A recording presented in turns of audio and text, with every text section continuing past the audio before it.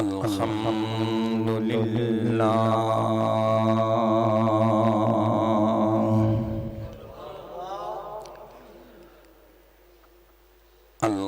الحمدللہ وکفا والصلاة والسلام علی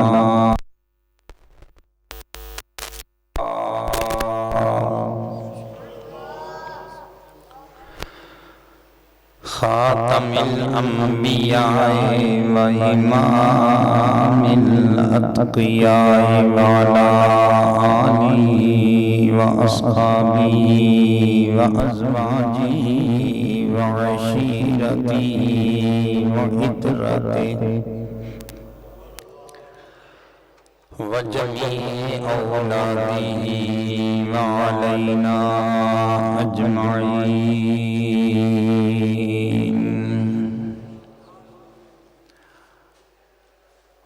اما بعد فاعوذ باللہ من الشیطان الرجیم. بسم اللہ الرحمن الرحیم.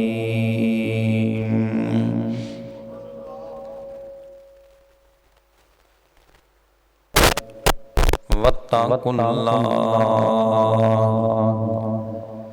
ان اللہ خبیر بما تعملون. صدق اللہ مولانا العظیم وصدق رسولہ النبی الأمی الأمین الخنین الکریم.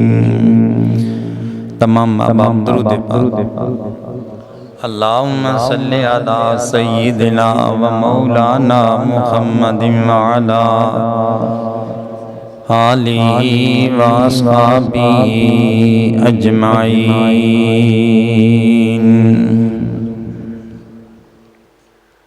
قابل قدر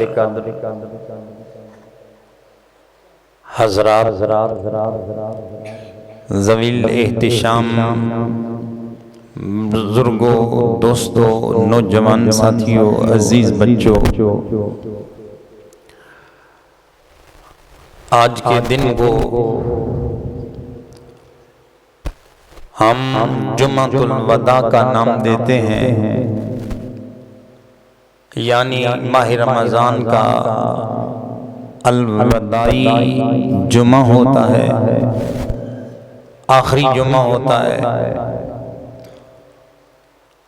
تو اس کو جمعۃ الوداع کے نام سے یاد کرتے ہیں. انسان کی فطرت میں یہ بات شامل ہے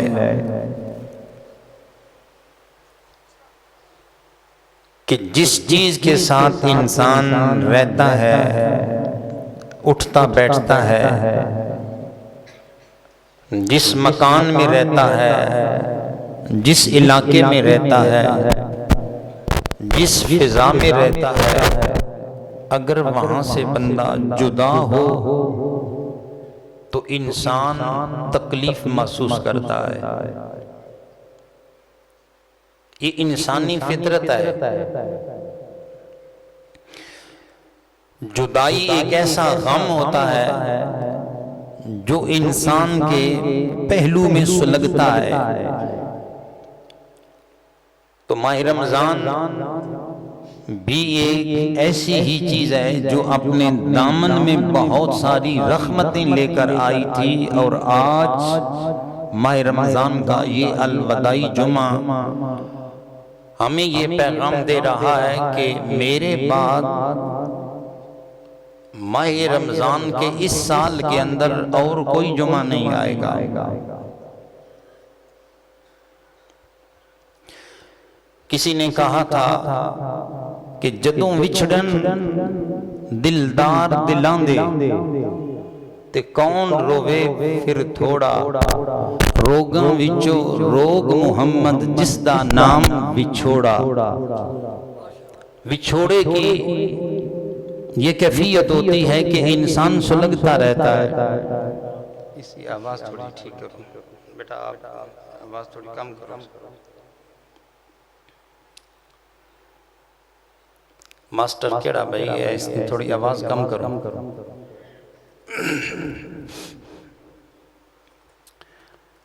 ایک وقت وہ تھا، بس ٹھیک، جس وقت ماہ رمضان آ رہا تھا،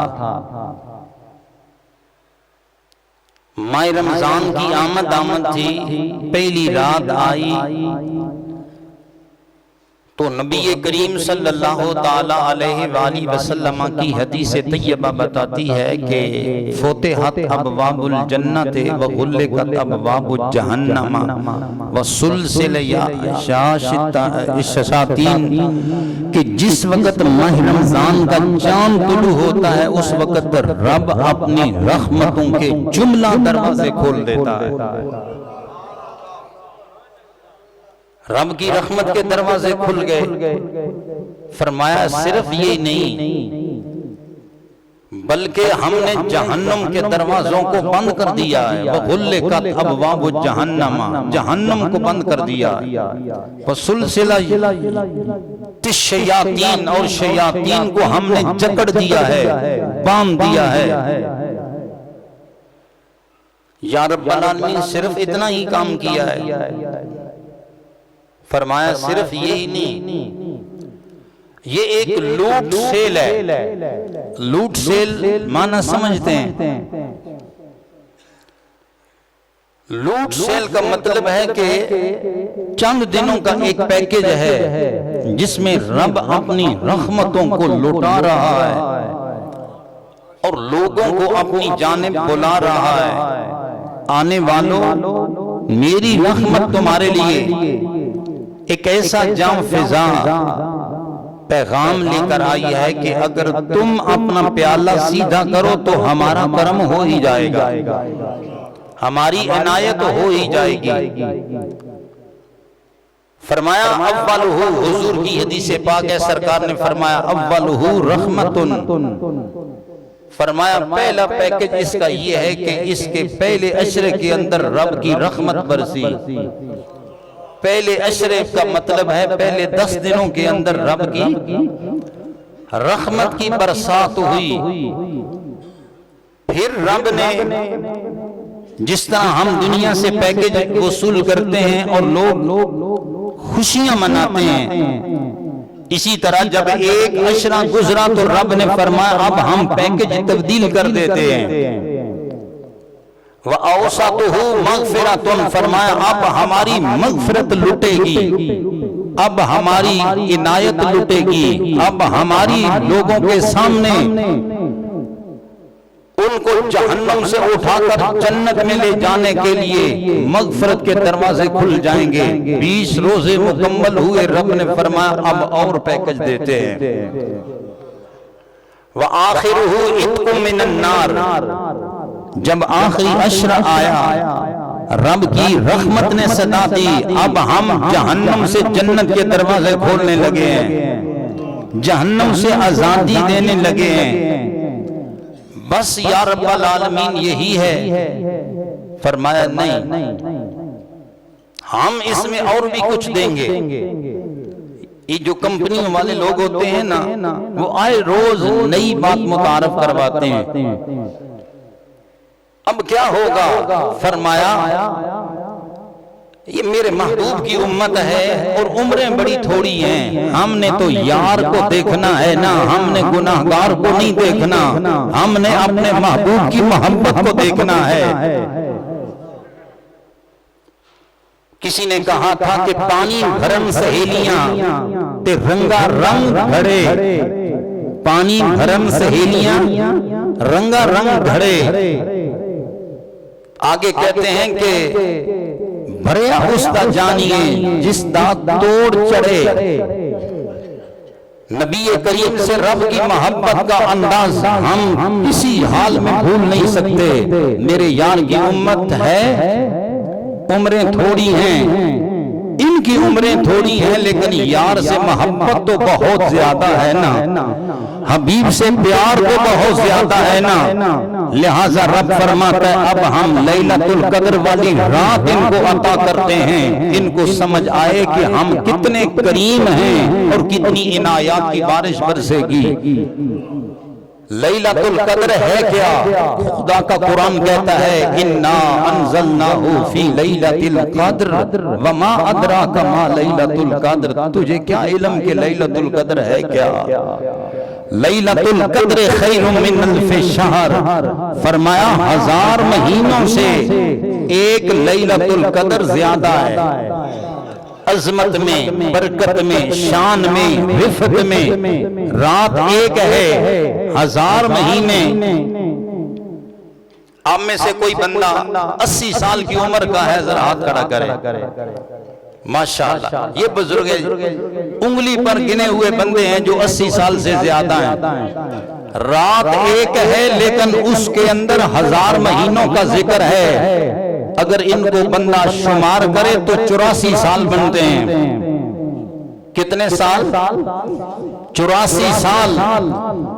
جس کی زندگی 84 سال گناہ کرتے گزر گئی، جس کی زندگی 84 سال پاپ کرتے گزر گئی، جس کی زندگی 84 سال رب کو ہمیشہ کے لیے ناراض کرتے کرتے گزر گئی، فرمایا ہمیں عزت و جلال کی قسم ہے میرے یار کے امتی ہو، ہمارے دروازے کی کنڈی کھٹکاؤ، ہم پھر بھی کرم کر دیں گے، ہم پھر بھی عنایت کر دیں گے، ہم تو مائل بکرم ہیں، کوئی سائل ہی نہیں، راہ دکھلائیں کسے، راہ رو منزل ہی نہیں۔ اقبال یہ سمجھا رہے ہیں کوئی ہو تو صحیح نہ ہمارے دروازے پر آنے والا۔ شمعون نامی ایک بندہ تھا بنی اسرائیل میں، اس کی عادت یہ تھی کہ 1000 سال اس کی عمر ہوئی اور اس کا عمل بھی اس طرح تھا کہ رات کو وہ مصلی پر کھڑا ہوتا، عبادت کرتا، دن چڑھتا تو وہ گھوڑے پر سوار ہو کر جہاد کے لیے نکل جاتا۔ لمبی اس نے 1000 مہینے تک یہی کام رکھا۔ رات کو مصلی پر ان کی عمریں زیادہ ہوتی ہیں، رات کو مصلی پر، دن کو گھوڑے کی پشت پر چڑھ کر جہاد کرتا ہے۔ مدنی ماہی کے صحابہ بیٹھے ہیں، بات چل نکلی، حضور کے صحابہ آپس میں بات کر رہے ہیں کہ وہ شمعون تو ہم سے بازی لے گیا، بنی اسرائیل کا بندہ ہے، شمعون تو ہم سے بازی لے گیا۔ حضور کے کان میں یہ بات پڑ گئی، فرمایا اے میرے صحابہ کیا بات ہو رہی ہے یا رسول اللہ؟ بنی اسرائیل کا بندہ ہے، شمعون نام ہے، اتنا عبادت گزار ہے کہ ساری رات عبادت کرتا ہے، اتنا چنگا بندہ ہے، اتنا مجاہد آدمی ہے کہ سارا دن جہاد کرتا ہے۔ 1000 مہینے اس بندے نے یہی عمل جاری رکھا۔ یا اللہ وہ بندہ ہم سے بازی لے گیا، ہماری عمریں بڑی تھوڑی ہیں، ہماری زندگی بڑی تھوڑی ہے۔ میرے دوستو یہ بات میرے نبی کریم کے کان میں پڑی، رسول اللہ کے چہرے پر تغیر آیا، میرے رب نے فرشتے کو بلایا، فرمایا اے میرے فرشتے جبرائیل جا، میرے حبیب کے دل میں رنجیدگی آ رہی ہے، پیغام جاں فضا سنا دے۔ میرے محبوب کو ایک خوبصورت پیغام سنا، محبوب کے دل میں یہ بات آ رہی ہے کہ وہ بندہ بازی لے گیا ہے، شمعون، ان کی عمریں تھوڑی ہیں، تو جو ساری زندگی کام ہی نیکی کے کرتا رہا رات دن، تو میری امت کیا کرے گی؟ اللہ تعالیٰ کی ذات پاک نے فرمایا او میرے حبیب لبیب، اے نبیوں کے سلطان، اے کائنات کے امام، میرے محبوب گرامی، رنجیدہ ہونے کی کوئی ضرورت نہیں ہے، ہم ہیں نا، ہم آپ کے محبت والی جگہیں۔ فرمایا محبوب گرامی ہم سمجھا رہے ہیں کہ ہم تمہاری امت کو ایک رات ایسی عطا کر دیتے ہیں، ایک وقت ایسا عطا کر دیتے ہیں، اگر ایک رات میں تمہارا امتی ہمارے دروازے کو کھولنے کے قریب آ جائے گا، ہم اسے 84 سال لیلۃ القدر خیر من الف شہر، فرمایا لیلۃ القدر کی ایک رات 1000 مہینے سے بھری بن گئی، 1000 مہینے سے بہتر۔ یہ تیرا میرا منہ نہیں، منہ یار کا ہے، بولو۔ وہ سکندر لکھنوی ہے نا، سکندر لکھنوی شاعر ہے، وہ کہتا ہے کہ ان کی نسبت میری اور کیا چاہیے، ان کی نسبت میری اور کیا چاہیے، بن گئے امتی اور کیا، بن گئے امتی اور کیا،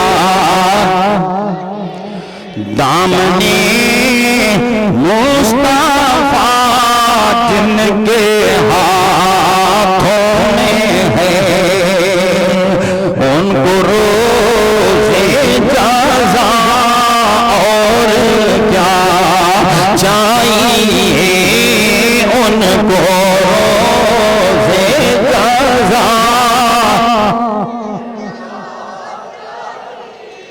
یہ میرا کمال نہیں ہے، یہ تیرا کمال نہیں ہے، یہ سارا کمال کمالوں والے پیغمبر اعظم محمد ہاشمی کا ہے، جو کبھی غاروں میں تیرے میرے لیے روتے رہے، کبھی وہ پہاڑوں پر چڑھ کر روتے رہے، کبھی مدینہ منورہ میں روتے رہے، کبھی وہ مکہ کی گلیوں میں روتے رہے، کبھی وہ طائف کے بازاروں میں روتے رہے۔ کہہ دو نا کہ ان کو روزے جزا اور کیا چاہیے، ان کو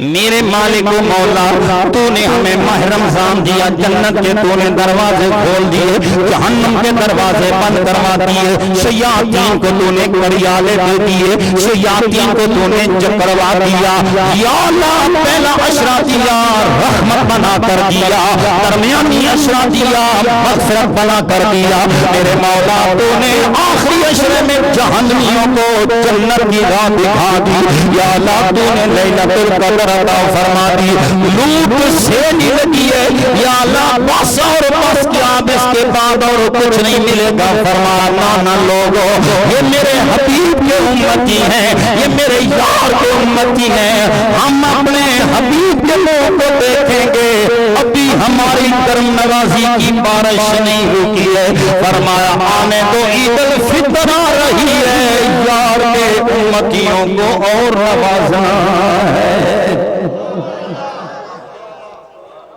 ابھی نوازا کیا ہے جو نوازنا ہے، بولو۔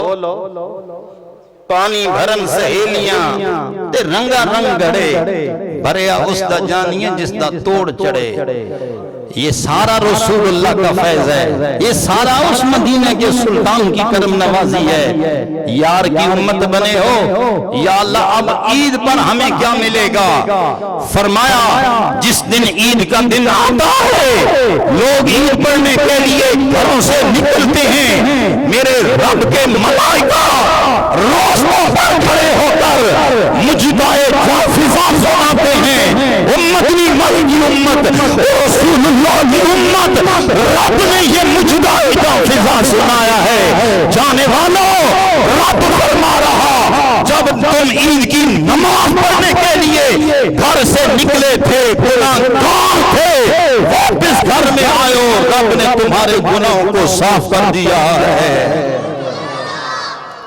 عید کی نماز پڑھنے کے بعد جب بندہ گھر کی جانب آتا ہے تو سارے گناہ بندے کے معاف ہو جاتے ہیں، صرف یہ نہیں وہ رب کے ملائکہ راستوں پر کھڑے ہوتے ہیں، ہم کسی اگر بڑے بندے سے سلام لے لیں، کوئی بندہ تھانے دار ہو، وزیر ہو، مشیر ہو، کسی علاقے کا کوئی نمایاں عہدیدار ہو، اس سے ایک بار ملاقات ہو جائے تو درجنوں آدمیوں کو ہم بتاتے ہیں کہ آج میں نے فلاں وزیر سے ملاقات کی، آج میری فلاں مشیر سے ملاقات ہوئی۔ خدا کی قسم یہ کیا ہے، رب کے ملائکہ عید والے دن راستوں پر کھڑے ہوتے ہیں، جب عید پڑھنے والا بندہ عید پڑھ کے آتا ہے وہ رب کے ملائکہ ان سے مصافحہ کرتے ہیں، اور رسول اللہ کے امتیوں آؤ مصافحہ کرو۔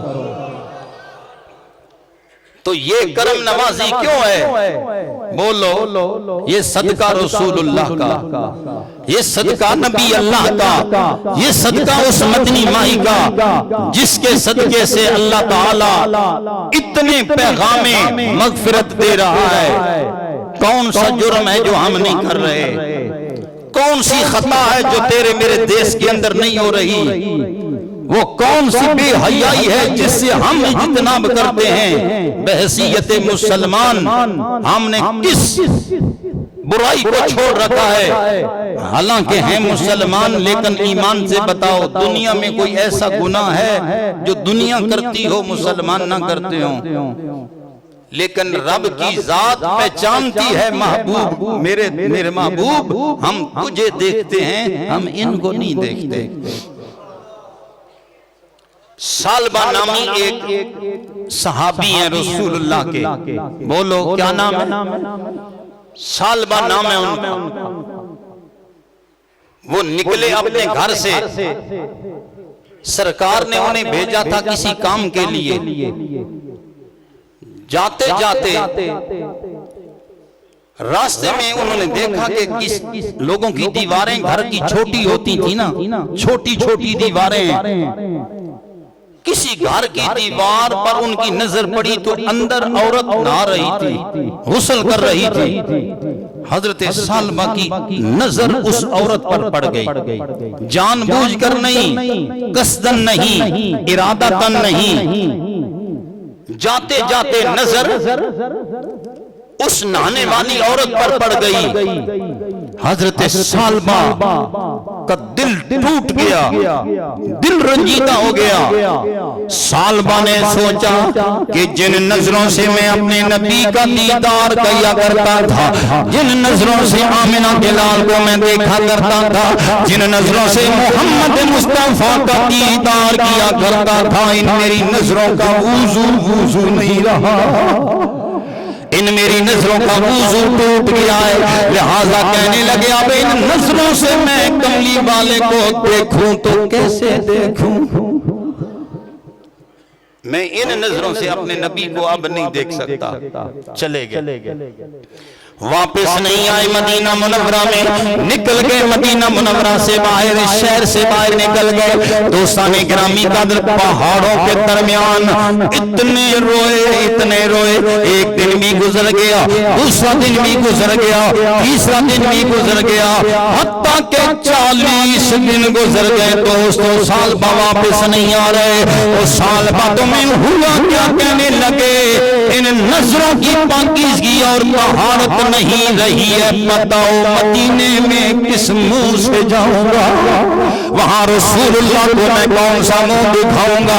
دوستو وہاں روتے رہے۔ میرے نبی کریم نے جب نظر ڈالی فرمایا لوگوں ثعلبہ نظر نہیں آ رہا، کافی دن بیت گئے، کہاں گیا ہے؟ صحابہ نے بتایا یا رسول اللہ ہمیں بھی علم نہیں ہے۔ سرکار نے فرمایا پتہ کرو، ایک صحابی کا نام ہے حضرت عمر، دوسرے صحابی کا نام ہے حضرت سلمان۔ میرے نبی کریم نے فرمایا جاؤ ثعلبہ کو تلاش کر کے لاؤ، ثعلبہ کو لے آؤ۔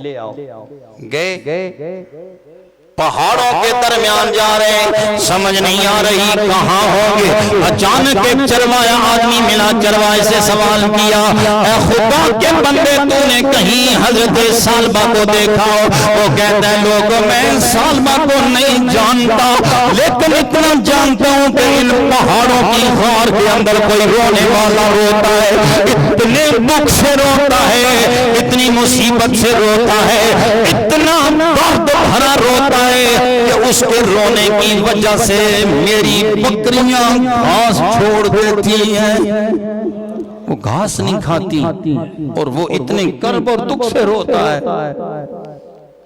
حضرت سلمان اور حضرت عمر دونوں گئے، اس کو کہا سالبہ کیا وجہ ہے؟ روٹھے ہوئے اور رسول اللہ سے کہنے لگا روٹھا نہیں ہوں، وجہ یہ ہے کہ میں نبی کریم صلی اللہ تعالیٰ علیہ وآلہ وسلم کی دیدار کے لیے ان کی مجلس میں بیٹھا کرتا تھا، ادھر میرے نبی کریم ہوتے، ادھر میں سامنے بیٹھا ہوتا، ان نظروں سے اپنے نبی کا دیدار کیا کرتا، لیکن اب میری وہ نظریں نہیں رہی ہیں، کیونکہ انہوں نے غیر محرم کو دیکھ لیا ہے، انہوں نے ان نظروں کے سامنے کوئی غیر محرم آ گیا ہے، لہذا ان میری آنکھوں کا وضو نہیں رہا۔ دوستو کہنے لگا او صحابہ میں وہاں نہیں جاؤں گا، رسول اللہ کو دیکھنے کی مجھ میں سکت نہیں ہے۔ صحابی کہنے لگے ہم خود نہیں آئے، نبی کریم نے تجھے بلا بھیجا، رسول اللہ نے تجھے، دعا کرو کبھی رسول اللہ تجھے اور مجھے بھی بلائیں۔ کتنے اس بندے پہ مقدر سولے اور بھلے ہیں جس کو رسول اللہ یاد کیا کرتے ہیں، جس کو نبی کریم بلایا کرتے ہیں۔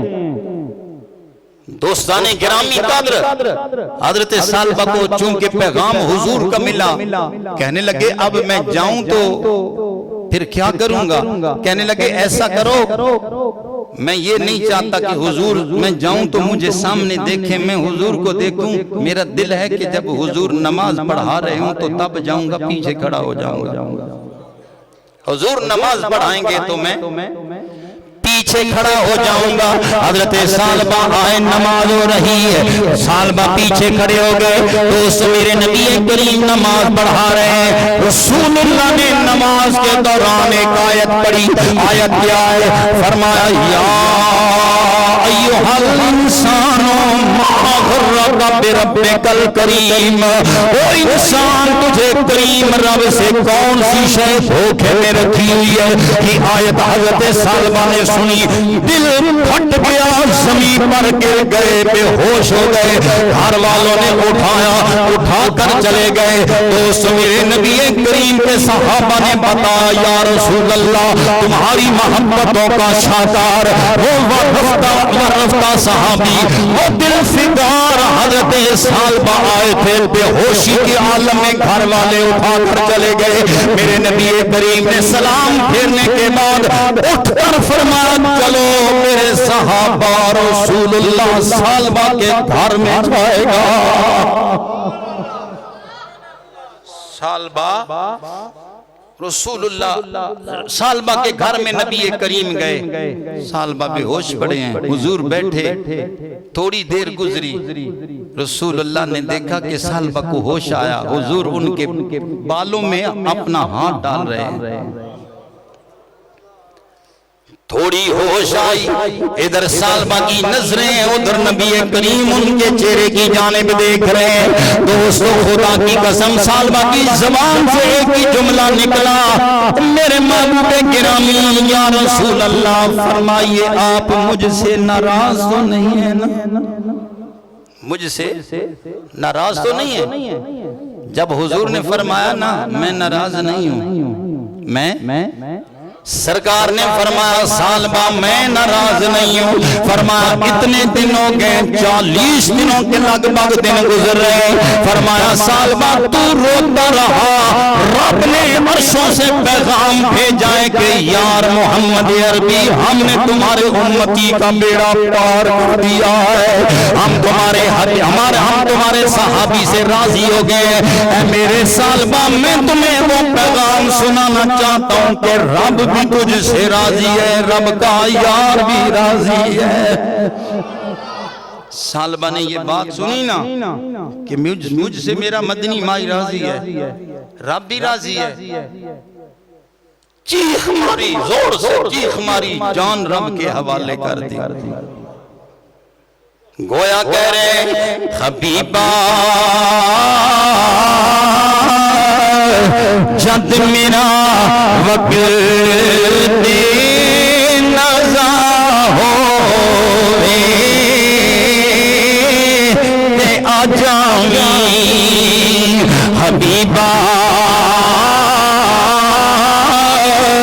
جد میرا وقت نزا ہووے تے آ جاویں بدن تو چھدے روح میری جدا ہووے کہہ دو آمین ہی کہہ دو بدن بدن بدن بدن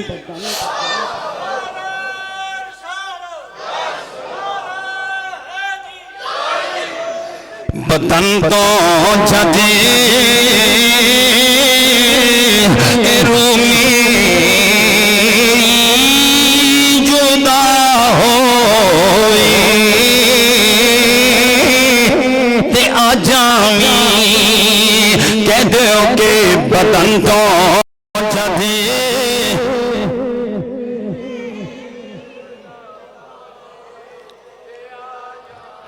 قبر دا مرحلہ آقا میں سنیا ڈھیر اوکھا ہے قبر دا مرحلہ آقا میں سنیا ڈھیر اوکھا قبر وچ جد مینوں آقا سزا ہووے تے آ جاویں قبر وچ جد مینوں آقا سزا ہووے میرے تے کول کچھ نہیں فقط پلے سنا تیری میری کیتی پسند سونا سنا ہووے آ جاویں کہہ دیو میری کیتی پسند سونا سنا ہووے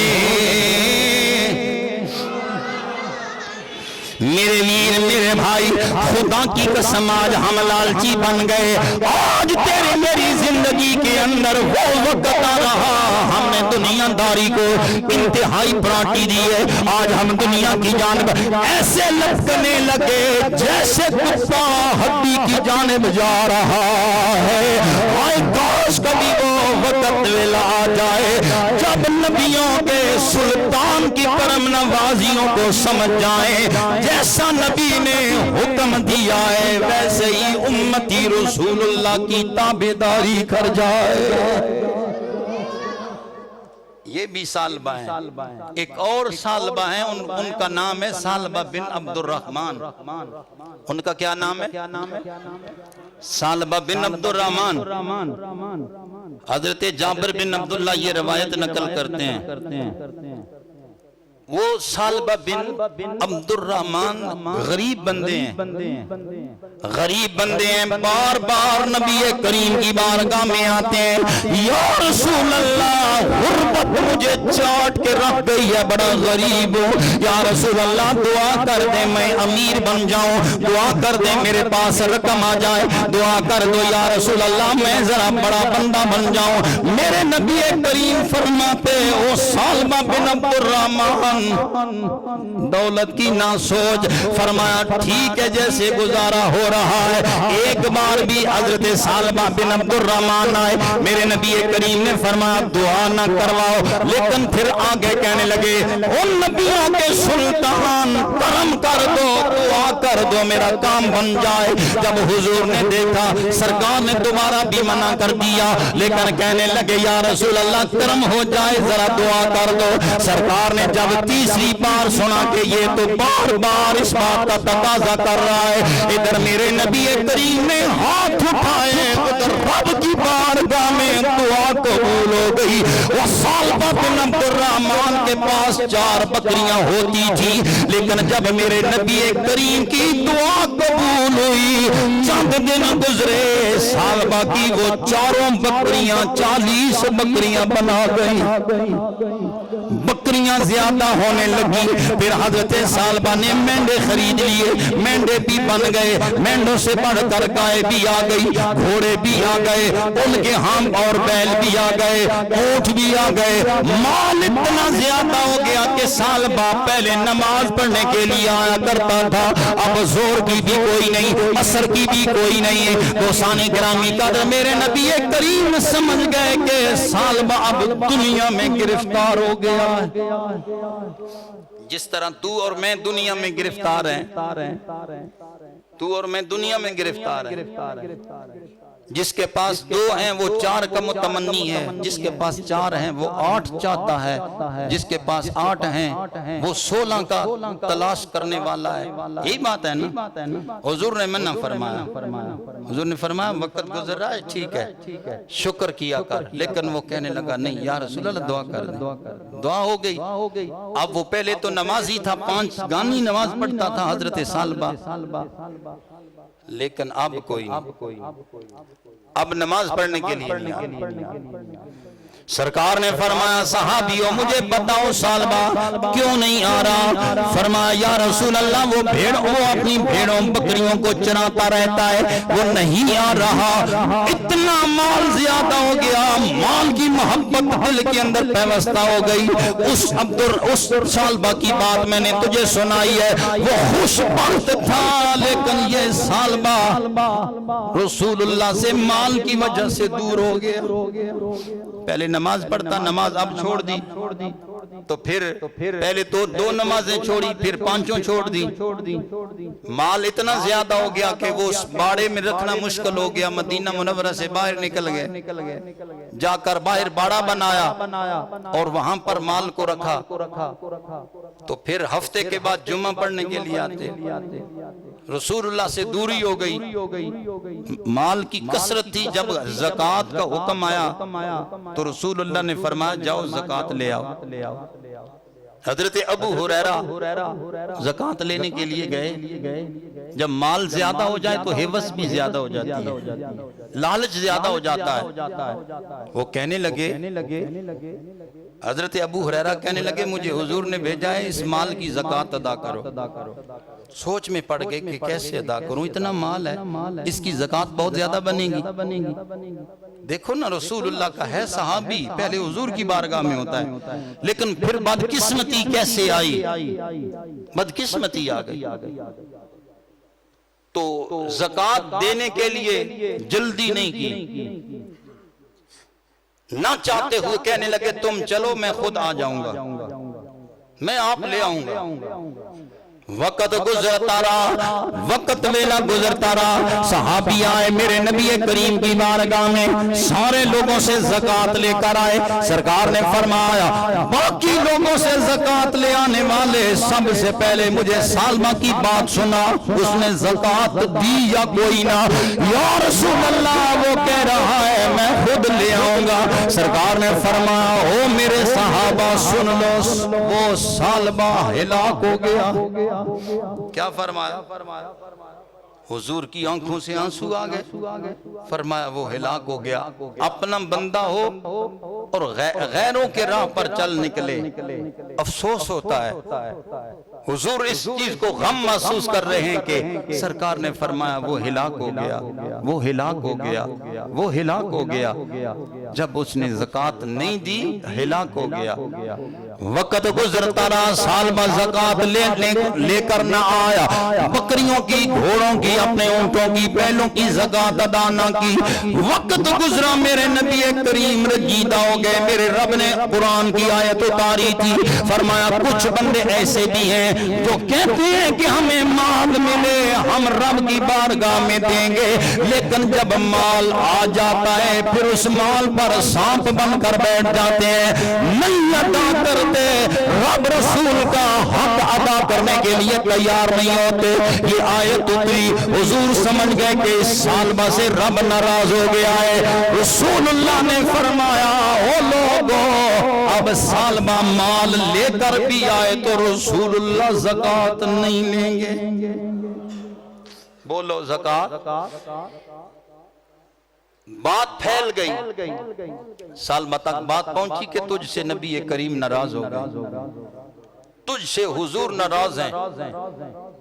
یہ بات سنی نا، بکریاں بہت ساری اپنے آگے لگائیں، ان کو ہانک کر رسول اللہ کی بارگاہ میں آگئے، یا رسول اللہ لے آیا ہوں زکات۔ سرکار نے فرمایا سالبہ نہیں میں تم سے یہ زکات لوں گا، فرمایا رب نے منع کر دیا ہے، فرمایا زکات تمہاری نہیں لوں گا۔ حضرت بلال اگر خشک کھجور لے کر آتے ہیں سرکار ان سے لے لیتے ہیں، لیکن اس سالبہ سے رسول گرامی بکریوں کا ریوڑ قبول نہیں کر رہے۔ فرمایا چلا جا، نبی کریم تجھ سے یہ زکات وصول نہیں کریں گے کیونکہ تجھ سے رب ناراض ہو گیا۔ زکات نہیں لی، حضور نے زکات نہیں لی۔ کئی بار سرکار کے دروازے پر آیا، رسول اللہ نے زکات نہیں لی۔ حضور کا وصال ہو گیا، سرکار دنیا سے چلے گئے۔ سالبہ نے سوچا کہ اب صدیق اکبر ہیں، اب جاتا ہوں۔ مال لے کر حضرت صدیق اکبر کی بارگاہ میں آئے، آگر کہنے لگے اے رسول اللہ کے جانشین میں یہ زکات کی بکریاں لے آیا ہوں، رکھ لیجئے نا۔ حضرت صدیق اکبر نے سوچا کہ جس بندے سے نبی کریم نے بکریاں نہیں لی، صدیق کون ہوتا ہے وہ زکات لے لے۔ فرمایا چلا جا، صدیق تو رسول اللہ کی آواز کا ہوکا لگانے کے لیے بیٹھا ہے، یہ نہیں ہے کہ نبی ناراض ہو صدیق راضی ہو جائے۔ فرمایا چلا جا، رسول اللہ نے تجھ سے زکات نہیں لی، صدیق بھی زکات نہیں لے گا۔ صدیق اکبر بھی دنیا سے چلے گئے۔ سالبہ نے سوچا اب حضرت عمر فاروق آ گئے، ہو سکتا ہے میری زکات وصول کر لیں۔ بکریوں کا ریوڑ لایا، اے عمر یہ زکات کی بکریاں ہیں، رکھ لیجئے نا۔ حضرت عمر بولے، فرمایا چلے جاؤ میرے دروازے سے، جس سے نبی کریم نے زکات نہیں لی ہے، جس سے رسول اللہ کے جانشین اول نے زکات نہیں لی ہے، اس سے بھلا عمر کیسے زکات لے سکتا ہے؟ چلے جاؤ، ہمیں تمہاری زکات کی کوئی لوڑ۔ بولو دیر سے دیتے ہیں، اس نے کیا کیا تھا؟ کہا تھا میں اب دے رہا ہے نا، اب تو لے آتا ہے نا، لیکن وقت پر نہیں دی۔ تم میں سے کتنے ایسے لوگ ہیں جو اپنی زکات ادا کرتے وقت 10 بار سوچتے ہیں اتنی دوں گا اتنا مال رہ جائے گا، اتنی دوں گا تو پھر اتنا بقیہ رہ جائے گا، یہ کم پڑ جائے گا، زکات نہیں دی جاتی۔ کتنی ایسی چیزیں ہیں جو ہم خدا اور خدا کے رسول کی عطا کرتے ہیں لیکن ہم رب کا حصہ نہیں نکالتے۔ او میرے ویر، او میرے بھائی، آج اگر رب تجھ سے مانگ رہا ہے شکر ادا کر، رب میرا دیتا سب کو ہے لیکن لیتا کسی کسی سے ہے۔ اگر میرا مولا تجھے دے بھی رہا مانگ بھی رہا، سمجھ لے کہ تیری قسمت بھلی ہے کہ رب تجھ سے قبول کر رہا ہے۔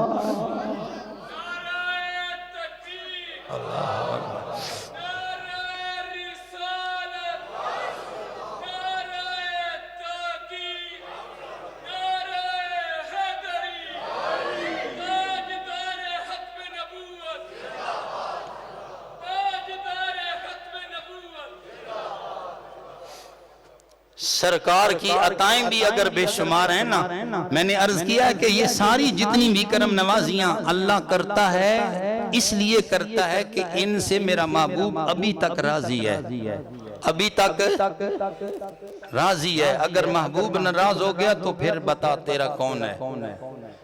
ان کو امت سے پیار کتنا، کرم ہے رحمت شعار کتنا، بولو نا ہے ان کو امت سے پیار کتنا، کرم ہے رحمت شعار کتنا، ہمارے جرموں کو دھو رہے ہیں حضور آنسو بہا بہا کر، ہمارے جرموں کو دھو رہے ہیں حضور آنسو بہا بہا کر، حضور آنسو۔ حضرت عمر بھی دنیا سے چلے گئے، عمر بھی دنیا سے چلے گئے۔ عثمان غنی کے دور میں ابھی زندہ تھا اسالبہ، آئے حضرت عثمان غنی کے پاس، اور رسول اللہ کے داماد عثمان غنی یہ زکوٰۃ ہے، فرمایا حضرت عمر نے، فرمایا رسول اللہ نے نہیں لی، ابو بکر نے نہیں لی، عمر نے نہیں لی، میں عثمان غنی تجھ سے زکوٰۃ کیسے وصول کروں گا؟ فرمایا چلے جاؤ، خدا کی قسم حضرت عثمان غنی کے زمانے میں وہ حضرت ثعلبہ مر گئے، مجھے بتا میرے ویر میرے بھائی کیا بنا؟ کیا ان کا مال کام آیا؟ جتنا مال زیادہ ہوگا بندہ اتنا ہی رسول اللہ سے دوری کا شکار ہو جائے گا۔ آج ہم اس بات کی پرواہ نہیں کرتے، مانگتے ہیں، دعا بھی کرتے ہیں تو یا اللہ اور دے، یا اللہ اور دے، یا اللہ۔ مجھے بتاؤ میرے نبی کریم جن سے ناراض ہیں ان کا کیا بنا؟ قبر قیامت رہی؟ تو آؤ میرے دوستو، وقت بڑا سہانا ہے، بڑا اچھا ویلا ہے اور اچھا ٹائم ہے۔ آج رب کی رحمت برس رہی ہے، مغفرت کے دروازے کھلے ہیں، بخشش اور عنایات کے دروازے کھلے ہیں۔ کچھ اپنے آپ کو سمجھاؤ، ماہ رمضان کا رنگ ہم پر چڑھنا چاہیے، یہ نہیں کہ جیسے ماہ رمضان سے پہلے تھے پھر ماہ رمضان کے اندر ہم بھیگی بلی بنے اور ہم نے روزے رکھے اور کئی چیزوں کا ہم نے پہرا دیا، نظروں کا پہرا، شرم و حیا کا پہرا، نمازوں کا پہرا، اللہ رسول کی یاد کا پہرا۔ یہ نہ ہو کہ ادھر ماہ رمضان الوداع ہو، ادھر ہماری نظروں کے اس حیا کے والے سلسلے میں بھی الوداعی پیغام آ جائے۔ حاشا وکلا، بندہ مومن مضبوط ہونا چاہیے، بندہ مومن بولو کیا ہونا چاہیے؟ بندہ مومن مضبوط ہونا چاہیے، اس کے ارادے مضبوط ہونے چاہیے۔